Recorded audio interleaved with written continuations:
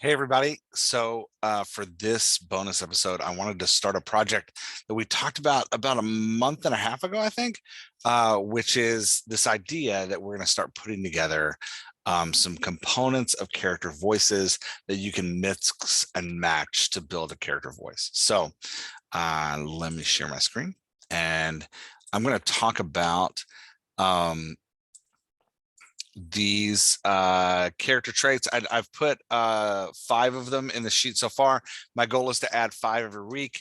If there's a character trait you want to see, if there's something about a character that you want to like think on the voice, put that character trait in the comments and we'll do that next week. So kicking off, let's talk about an egotistical character. So this is a character who's absorbed in themselves and self-centered. Again, we're using the framework that we've set out for what character voices are. They are the words the character uses, the body language the character uses, the cadence the character uses, and the pacing the character uses. You'll notice with these lines that I haven't filled in every box for every trait, because the goal is that you can mix and match these, which we'll get to in a second. So I'm putting in the ones that I think are the most like that voice. We could fill out egotistical body language, but it would kind of be a side thing. So because I realize your characters are going to be complex, they're not just going to be egotistical. They might be egotistical and gregarious, so they might be egotistical and shy. So we're going to kind of mix and match that. So I'm just doing the key components that I think, like, yeah, if you're going to have an egotistical character, this is what it's going to feel like and sound like. So for the egotistical character, for the words, the topics, and the language that they use, they're going to talk about themselves a lot, clearly, right? Like, so the topics they choose in conversation are going to refer back to themselves. They're going to criticize or dismiss others when it'll make them look good. So if there's something happening that doesn't necessarily make them look good, or something happening that's focused on somebody else, they will criticize that person to turn the attention back to themselves. They're going to complain about things that they don't want to do or that might make them look bad. So if there's something that they feel like is going to be a disadvantage to them, an egotistical character is going to push back on that thing. So you can kind of start to see how, like in a conversation, the topics they're using are always going to drive back to themselves. The other place where I think egotistical characters really shine is in the pacing. So egotistical characters are strategic about when they enter a conversation, right? They're not necessarily going to kick off conversations unless they're sure that that conversation is gonna paint them in a good light or is something that they can use to talk about themselves. So there is this strategicness to their conversation. Another thing, oh, I left this off the chart. How did I do that? Another thing an egotistical character is going to do when it comes to words and topics is they're going to use boomerang questions. So boomerang questions is a great type of question in which you ask a person a question that you really want to answer yourself. So for example, if I was an egotist, if I was egotistical, if I was narcissistic, and I really wanted to tell you how amazing I think my son is doing in college, I would be like, hey, so where's your son go? I heard your son was in college. Where's your son going to college? And then I'm just going to kind of nod and listen for a second and be, yeah. My son's at Baylor and he has straight A's and he's majoring in biology, right? Like, so there's that, like, asking you a question to give you a chance to answer, to grab that question back and like give you what my answer is, something that's really common of egotistical characters. So words and language driving back to themselves, pacing, very strategic about when they come into the conversation, and, you know, kind of waiting until that conversation is going to be acceptable for them. Next character we want to talk about is an excitable character. So this is a character that has an enthusiastic or eager response to things, right? The excitable character is pumped about what's going on, and it has that like explosive energy that we like a lot. So I should give examples of characters that have this character trait. We'll start that next time. I didn't do that this time. We'll start that next time. So an excitable character, they're going to focus on the things that excite them. So like topics they're going to drive to are going to be about what pumps them up.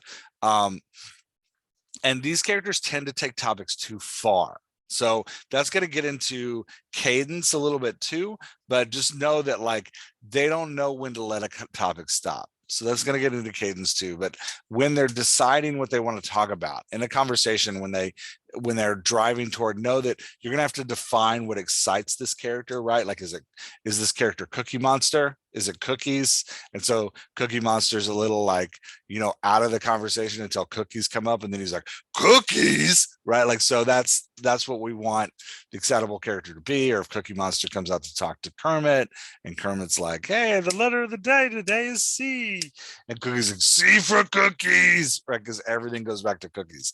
So that's how an excitable character is going to come off in your conversations. Whenever they get a chance to talk about the things that excite them, they're going to talk about it.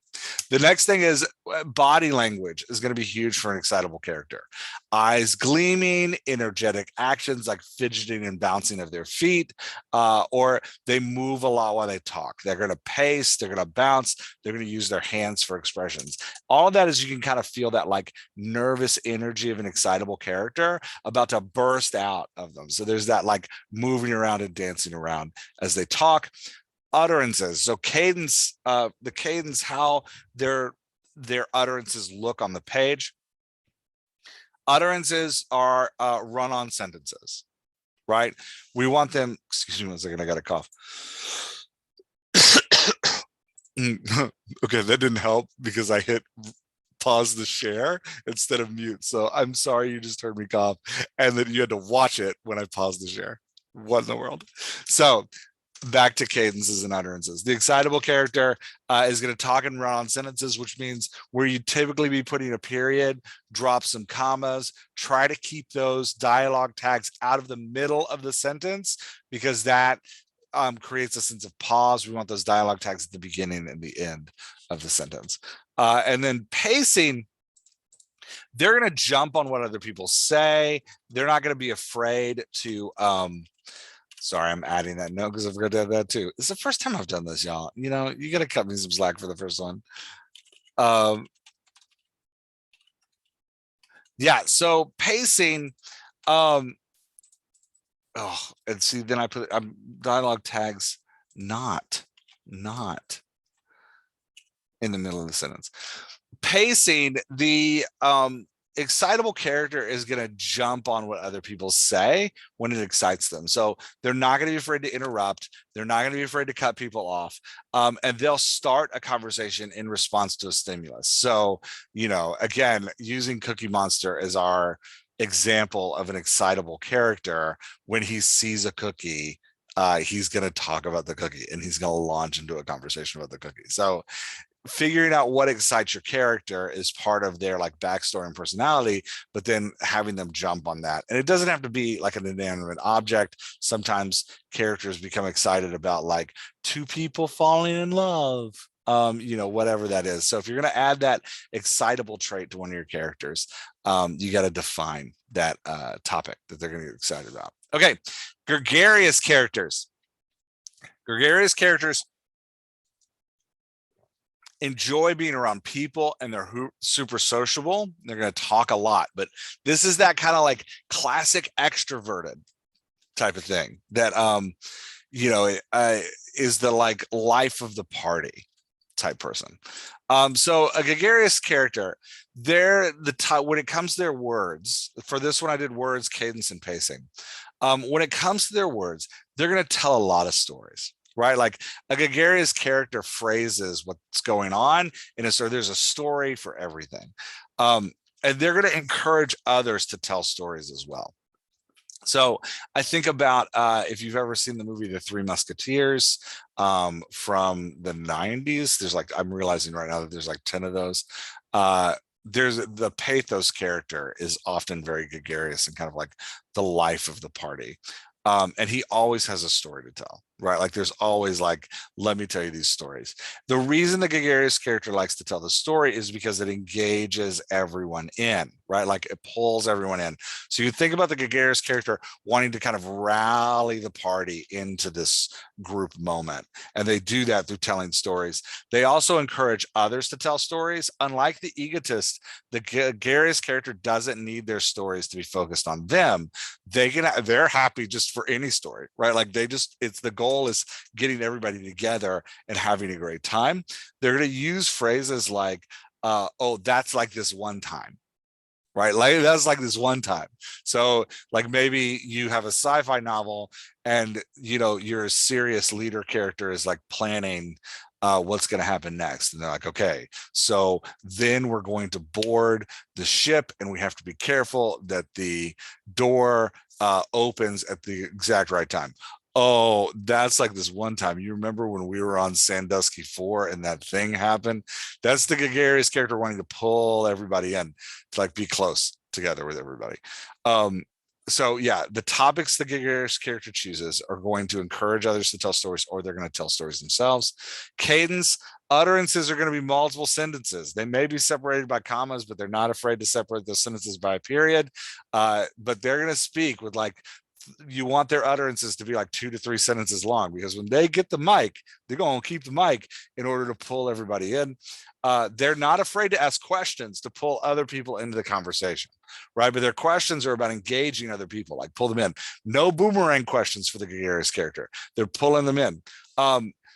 Yeah, so I put this in the wrong line. That's what I did. So they're pulling people in to the conversation with their questions. And remember, their questions are all about like inciting conversation and bringing the party in. So they're just going to keep pulling those people in their cadence. So long cadences, using questions to pull other people into the conversation. You can imagine if you've got like a wallflower character that's at the party that's like standing over in the corner, the gregarious character is going to be like, hey, Linda, what do you think about this thing? Come over here and check it out, right? Like, so they want everybody included. They want the party to keep going. The gregarious character is always going to start conversations. They're going to keep conversations going even when others are trying to end them. So you can see a serious character trying to like shut down the conversation, and the gregarious character just like keeps the party rolling. And they're going to jump in with asides during a conversation. So the gregarious character isn't going to be afraid to interrupt, right? Isn't going to be afraid to cut other people off if it's going to keep the party going. Okay, gregarious character. Let's do a modest character. So this is kind of the reverse of that egotistical. It would be real hard to have an egotistical character who's also modest, because those are kind of opposite things. So, but the modest character is unassuming in the estimation of their own abilities or achievements, right? Like, so this is somebody with kind of a low self-esteem that looks down on themselves. They're going to choose topics and conversations that uplift other people. So they're looking to like say things that push the conversation toward others and away from themselves. If they get compliments, if people turn to them and say like good things about them, they're going to be dismissive of their own accomplishments or abilities. If there's like a moment to volunteer for things, they're going to be dismissive of their ability to volunteer for that thing. They're also going to talk openly about how good other people are about things. They're going to compliment others. They're going to push others to the forefront. So when you think of a modest character, don't just think of somebody that's dismissive of their own abilities. In their topics, they're also going to look to encourage and push others forward, right? Like, so it's that shifting the attention away from themselves. When it comes to their pacing, they're going to enter the conversation to support and defend others. So a modest character probably won't launch into a conversation unless it supports somebody else. But that's what their focus is in conversation, is coming behind others to support them. Again, that's to take that energy off of themselves and put it onto others, right? Shy characters, similar to the modest character, this would be kind of the opposite of the gregarious character. So the shy character is reserved or showing nervous timidity in the company of other people. Body language is huge for a shy character because they're not going to talk a ton. So the body language is really key. You got to keep it closed and protective. They're going to try to make themselves smaller in the room. So they're going to avoid eye contact. Arms are going to be folded over their chest. often, which is kind of this like defensive body language stance, hands in their pockets, which is an attempt to make you look smaller, and they're going to look at the ground a lot because making eye contact engages other people, so they want to look at the ground in order to like, please don't talk to me. They're going to keep utterances short, right? Especially in their baseline voice. Few words and only one sentence or two at a time. They might use questions to move the conversation away from themselves. So if somebody's like, hey, Betty's really great at that thing. Betty, how did you do that thing? The shy character is going to be like, I don't know. Susan did it too. Right? Like pushing that energy of the conversation to Susan, away from me. Nobody look at me. Look at Susan. They're going to listen more than they speak. Right? So you're not going to get a lot of utterances of this character. If you've got them in a big cast scene, you can imagine a gregarious character and an egotistical character trading back and forth. And every once in a while, you're going to insert the body language of the shy character, or you might insert like one sentence they have to say. They're going to avoid entering until they're forced to. So they're going to have to be called on to jump into the conversation. And they are super unlikely to start a conversation. Shy characters are not going to jump in to the beginning of the conversation. Okay, that's our first 5. So let's talk about how you might pair these Legos to use them in different ways. So let's say that you had a modest egotist, somebody who's, oh no, that's the opposite. That won't work. Let's say you had, oh, this is a good one, an excitable, modest person. Right? Taking 2 Legos and putting them together. My character is excitable. They get really, really pumped around people becoming friends, but they're also super modest and they want to keep attention away from themselves and push it to others. So you can see they're only going to enter this conversation when they defend others, but when it comes time to see 2 people pairing together, they're going to jump in and they'll start the conversation. We can have lots of eyes gleaming, energetic actions, fidgeting, moving while they walk. At the same time, they're not going to want to talk about their own friendships. They're not going to want to talk about their own place in the world. They're going to shift the conversation away from themselves when it's about them, but they are going to focus on other people that excite them, and they're going to do it in this excitable way. Right? So you can take these 2 Legos and put them together and you have a more complex character. Let's talk about a gregarious egotist. So the egotist talks about themselves and the gregarious person tells stories. So a gregarious egotist is going to tell stories about themselves all the time. They're going to encourage others to talk about them. And the stories they tell about others are going to criticize others because they're that egotist, right? Like, so we can take the story pairing of this Lego of the gregarious character and the egotist of this character. We can put them together to make a great Lego, a great, their utterances are going to be long, right? So when they're talking about themselves, 2 to 3 sentences about themselves telling stories, you kind of get the feeling of like Owl from Winnie the Pooh, right? I know all of my references are children's references. You get the feeling of like Owl from Winnie the Pooh, long stories about his great family history and who he comes from, right? Like anytime he gets to the floor, he's going to talk a long time about his family and how amazing they are. The egotist is going to start conversations because they're gregarious. So strategically, they're going to look to start those conversations, and it's always going to be about themselves. They're also going to keep conversations going about themselves. So you can see somebody trying to turn the topic of the conversation away from the egotist, and the egotist is going to jump right back in and pull that thing right back because they're the gregarious egotist, right? Another way to go with this would be, let's keep with egotist and let's do a shy egotist.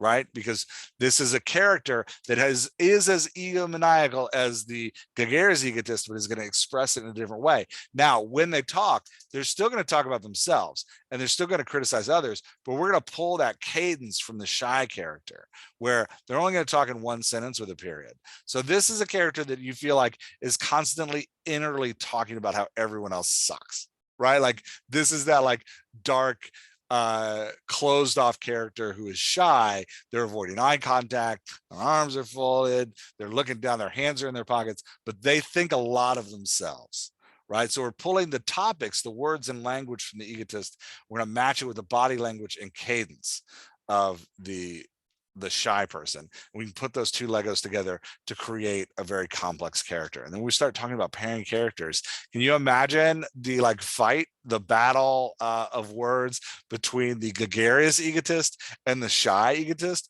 where the gregarious egotist is telling these big stories about themselves, and every once in a while the shy egotist is just inserting little dismissive and mean comments about how the gregarious egotist sucks and it would have been better if the shy egotist had been there, right? Like, so you can start to see how like pairing these Legos together to put these characters together creates this really great dynamic move of the cast. But my goal is to keep building these out so that you you can have these Legos as tools to start putting your characters together. So put in the comments of this Patreon video what you want in these things. I'm gonna try to do one of these every Friday. We're just gonna keep tacking them on. I'll try to do 3 or 4 on a Friday just to make them kind of short, but get you thinking about what kind of characters you can create. And I'll share the link with this in the Patreon chat. All right, thanks y'all. Talk to you over in the Slack.